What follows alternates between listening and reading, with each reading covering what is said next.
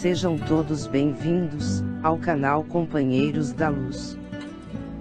Campanha de divulgação do Consolador Prometido, por Jesus Cristo, dádiva divina da terceira revelação, materializado nas obras da codificação espírita, que semeia as diretrizes reveladoras de Deus, a forjar nossa evolução moral, trazidas ao mundo pelos emissários do Senhor, apontando-nos rumo à nova era. Leitura-estudo da primeira obra básica da codificação espírita, intitulada O Livro dos Espíritos, publicado em 1857, em Paris, França.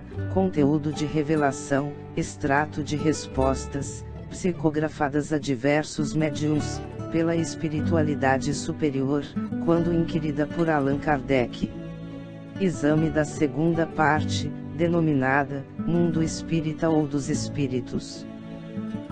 Perguntas de 379 a 385, do capítulo 7, Retorno à Vida Corporal. Iniciemos então a leitura do questionário de subtítulo da infância. Pergunta de Kardec, número 379. É tão desenvolvido quanto o de um adulto, o espírito que anima o corpo de uma criança? Resposta dos espíritos: pode até ser mais, se mais progrediu.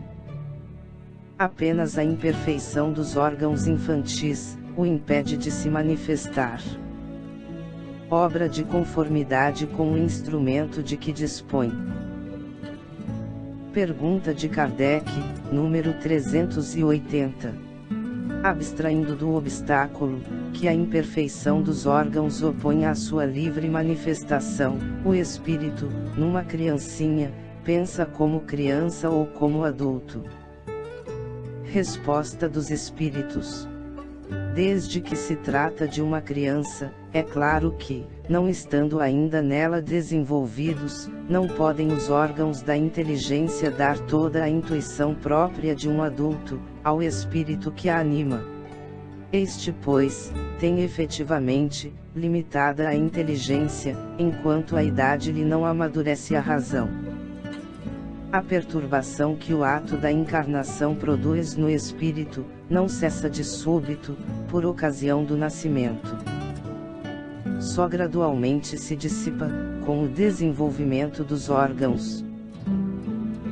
Nota de Kardec: há um fato de observação, que apoia esta resposta. Os sonhos, numa criança, não apresentam o caráter dos de um adulto. Quase sempre pueril é o objeto dos sonhos infantis, o que indica de que natureza são as preocupações do respectivo espírito.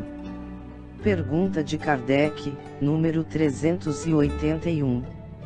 Por morte da criança, readquire o espírito, imediatamente, o seu precedente vigor? Resposta dos espíritos: assim tem que ser, pois que se vê desembaraçado de seu invólucro corporal.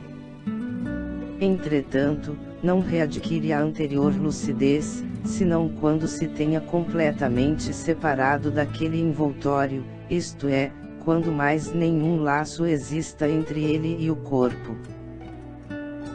Pergunta de Kardec, número 382. Durante a infância sofre o espírito encarnado, em consequência do constrangimento que a imperfeição dos órgãos lhe impõe?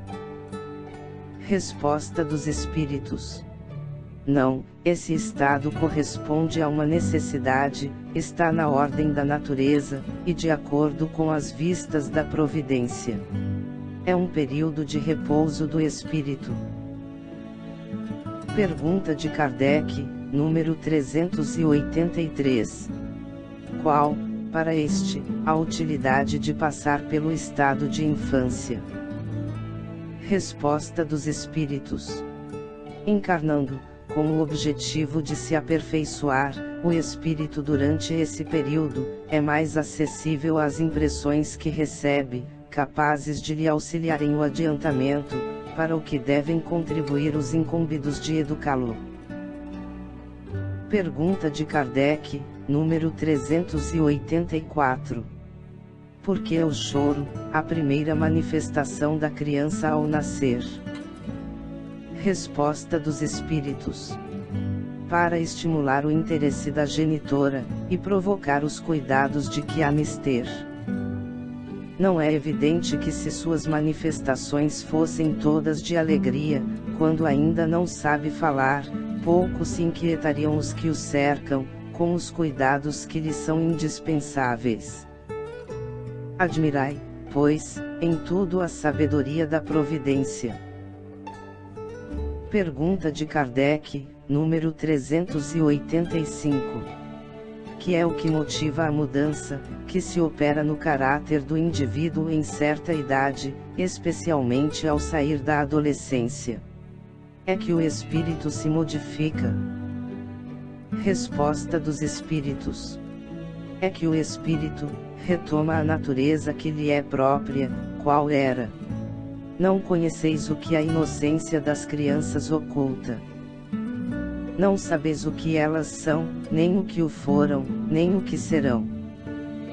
Contudo, afeição lhes tendes, as acariciais, como se fossem parcelas de vós mesmos, a tal ponto, que se considera o amor que uma mãe consagra a seus filhos, como o maior amor que um ser possa votar a outro. Donde nasce o meigo afeto, a terna benevolência, que mesmo os estranhos sentem por uma criança. Sabes? Não?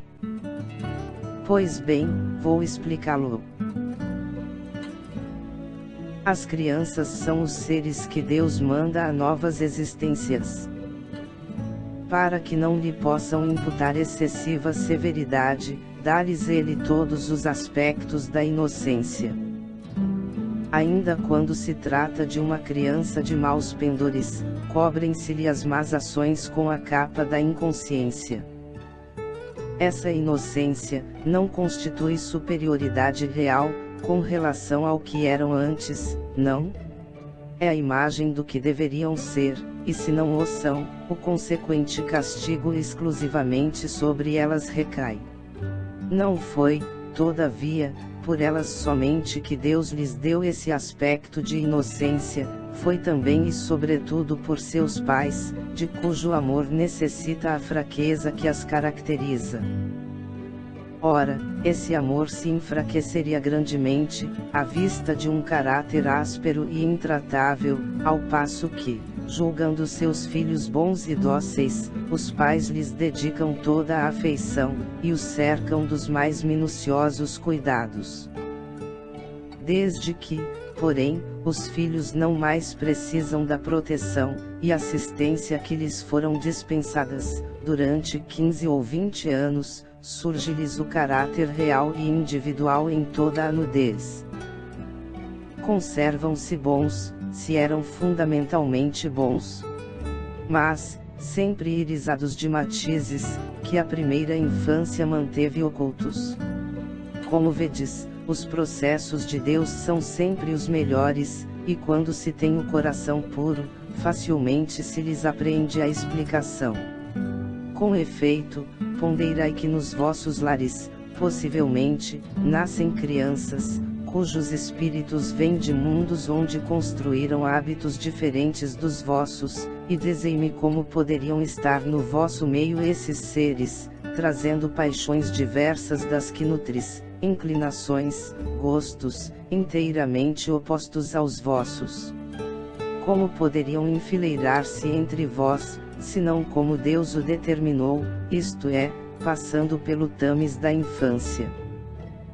Nesta se vem confundir todas as ideias, todos os caracteres, todas as variedades de seres gerados pela infinidade dos mundos, em que prosperam as criaturas. E vós mesmos, ao morrerdes, vos achareis num estado que é uma espécie de infância, entre novos irmãos.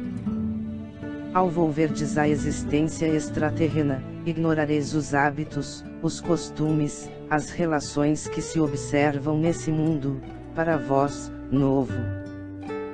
Manejareis com dificuldade, uma linguagem que não estais acostumado a falar, linguagem mais vivaz, do que, ou é agora, o vosso pensamento.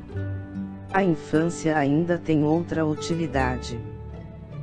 Os espíritos só entram na vida corporal para se aperfeiçoarem, para se melhorarem.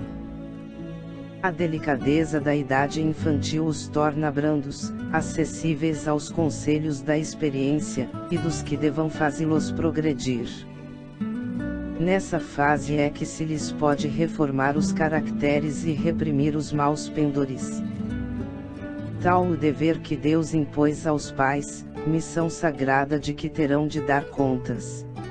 Assim, portanto, a infância é não só útil, necessária, indispensável, mas também consequência natural das leis que Deus estabeleceu, e que regem o universo. Chegamos ao final da leitura deste questionário. Não percam a leitura do próximo, de subtítulo: Simpatias e antipatias terrestres. Muito obrigado, boa reflexão, que Jesus abençoe a todos.